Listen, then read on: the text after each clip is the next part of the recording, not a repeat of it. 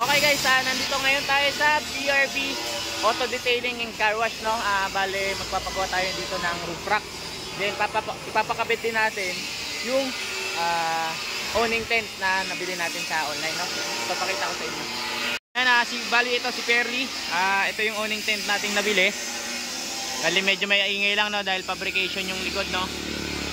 Ngayon ipapakabit natin tong carrier or yung top load na roof rack, no. Bale kakabit kay Perly. Pagkakabili natin is 10,000. Yan, then kakabit, no. Medyo kukonsume siguro ng mga 2 hours din, no. Yung awning tent.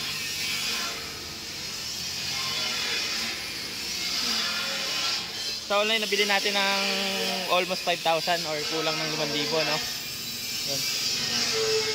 Yung bracket na gagamitin para dito. Ito yung fabrication nila sa likod. Yan, si Tito Ramil, no.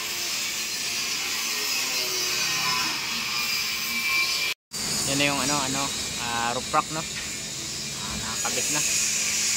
Bale ito naman awning tent, kakabit yan.